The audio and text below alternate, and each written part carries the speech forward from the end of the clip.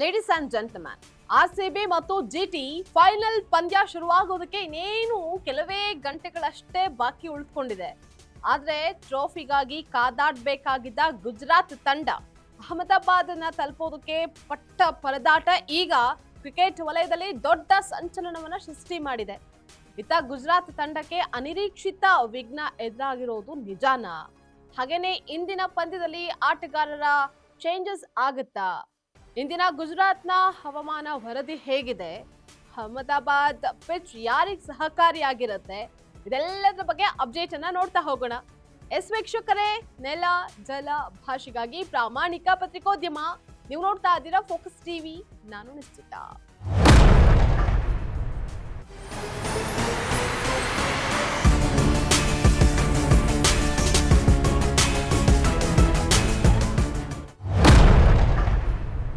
ಇವತ್ತು ಅಹಮದಾಬಾದ್ನಲ್ಲಿ ಗುಜರಾತ್ ಹಾಗೆ ರಾಯಲ್ ಚಾಲೆಂಜರ್ಸ್ ಬೆಂಗಳೂರು ನಡುವೆ ಹೈ ವೋಲ್ಟೇಜ್ ಫೈನಲ್ ಪಂದ್ಯದಾಟ ನಡೆಯುತ್ತೆ. ಆದ್ರೆ ಇದೆಲ್ಲದರ ನಡುವೆ ಗುಜರಾತ್ ತಂಡಕ್ಕೆ ಒಂದು ವಿಘ್ನ ಕೂಡ ಎದುರಾಗಿದೆ. ಅದೇನಪ್ಪಾ ಅಂತಂದ್ರೆ, ಗುಜರಾತ್ ತಂಡವು ಚಂಡೀಗಢದಿಂದ ಅಹಮದಾಬಾದ್ನ ತಲುಪೋದಕ್ಕೆ ಸುಮಾರು 24 ಗಂಟೆಗಳ ಕಾಲ ವಿಳಂಬ ಅನುಭವಿಸಿದೆ. ಚಂಡೀಗಢದಿಂದ ಅಹಮದಾಬಾದ್ಗೆ ಬರಬೇಕಾಗಿದ್ದಂತಹ ಗುಜರಾತ್ ಟೈಟನ್ಸ್ ತಂಡದ ಚಾರ್ಟರ್ಡ್ ವಿಮಾನಕ್ಕೆ ಹವಾಮಾನ ವೈಪರೀತ್ಯ ಮುಳುವಾಗಿದೆ. ಪಂಜಾಬ್ ಮತ್ತು ರಾಜಸ್ಥಾನದ ಬಂಗಾಳದಲ್ಲಿ ಸುರಿದಂತಹ ಭಾರೀ ಮಳೆ ಹಾಗೆ ಗುಡುಗು ಸಿಡಿಲಿನಿಂದಾಗಿ ವಿಮಾನ ನಿಲ್ದಾಣದಲ್ಲಿ ಪ್ರಾಧಿಕಾರವು ಹಾರಾಟಕ್ಕೆ ಅನುಮತಿಯನ್ನು ನಿರಾಕರಿಸಿತ್ತು. ಇನ್ನು ಶನಿವಾರ ರಾತ್ರಿಯೇ ತಲುಪಬೇಕಾಗಿದ್ದಂತಹ ತಂಡ ಇವತ್ತು ಬೆಳಗ್ಗೆ ಅಷ್ಟೇ ಅಹಮದಾಬಾದನ್ನ ತಲುಪಿದೆ. ಇನ್ನು ಈ ಪ್ರಯಾಣದ ದಣಿವು ಆಟಗಾರರ ಪ್ರದರ್ಶನದಲ್ಲಿ ಎಷ್ಟರ ಮಟ್ಟಿಗೆ ಕಾಣಿಸ್ಕೊಳ್ಳುತ್ತೆ ಅನ್ನುವಂಥದ್ದು ಈಗ ಪ್ರಶ್ನೆ ಕಾಡ್ತಾ ಇದೆ. ಹಾಗೆ ಒಂದು ಬಾರಿ ಟ್ರೋಫಿ ಗೆದ್ದಿರುವಂತಹ ಎರಡೂ ತಂಡಗಳು ಫೈನಲ್ ಪಂದ್ಯದಲ್ಲಿ ಮುಖಾಮುಖಿ ಆಗ್ತಾ ಇದೆ. ಹೀಗಾಗಿ ಅಂತಿಮ ಪಂದ್ಯದಲ್ಲಿ ಯಾರೇ ಗೆದ್ದು 2 ಬಾರಿ ಟ್ರೋಫಿಯನ್ನ ಗೆದ್ದಂತಹ ಹೆಗ್ಗಳಿಕೆಗೆ ಪಾತ್ರರಾಗ್ತಾರೆ. ಇಂದಿನ ಪಂದ್ಯದಲ್ಲಿ ಆರ್ಸಿಬಿ ತಂಡಕ್ಕೆ ಫಿಲ್ ಸಾಲ್ಟ್ ಲಭ್ಯ ಇರುವಂತಹ ಮಾತುಗಳು ಕೇಳಿ ಬರ್ತಾ ಇದೆ. ಹಾಗೆ ಗುಜರಾತ್ ತಂಡದಲ್ಲಿ ಯಾವುದೇ ರೀತಿ ಬದಲಾವಣೆ ಇಲ್ಲದೆ ಎಂದಿನಂತೆ ಮೂಲ ತಂಡವೇ ಕಣಕ್ಕಿಳಿಯುವಂತಹ ಸಾಧ್ಯತೆ ಇದೆ.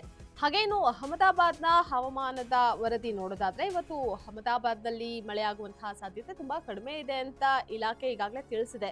ಇವತ್ತಿನ ಫೈನಲ್ ಪಂದ್ಯದಾಟ ಪಿಚ್ ರಿಪೋರ್ಟ್ ಅನ್ನ ನೋಡೋದಾದ್ರೆ, ವಿಶ್ವದ ಅತಿದೊಡ್ಡ ಕ್ರಿಕೆಟ್ ಮೈದಾನ ಆಗಿರುವಂತಹ ಅಹಮದಾಬಾದ್ನ ನರೇಂದ್ರ ಮೋದಿ ಕ್ರೀಡಾಂಗಣವು ಬ್ಯಾಟಿಂಗ್ ಪಿಚ್ ಆಗಿದೆ. ಆರಂಭದಲ್ಲಿ ವೇಗದ ಬೌಲರ್ಗಳು ಸ್ವಲ್ಪ ಬೌನ್ಸ್ ಅನ್ನ ಪಡಿಬಹುದು. ಹಾಗೆ ದೊಡ್ಡ ಬೌಂಡ್ರಿಗಳಿಂದಾಗಿ ಸ್ಪಿನ್ನರ್ಗಳು ಮಧ್ಯಮ ಓವರ್ಗಳಲ್ಲಿ ವಿಕೆಟ್ ಅನ್ನ ಪಡೆಯುವಂತಹ ಸಾಧ್ಯತೆಗಳು ಕೂಡ ಹೆಚ್ಚಾಗಿದೆ.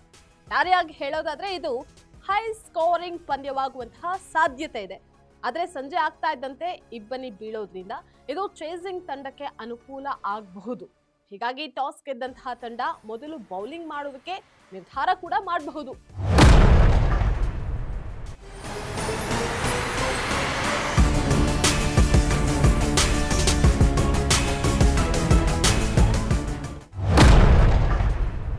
ಹೀಗಾಗಿ ಇವತ್ತಿನ ಹೈ ವೋಲ್ಟೇಜ್ ಪಂದ್ಯ ಏನಿದೆ, ಇದರಲ್ಲಿ ಟಾಸ್ ಗೆಲ್ಲವ್ರು ಯಾರು?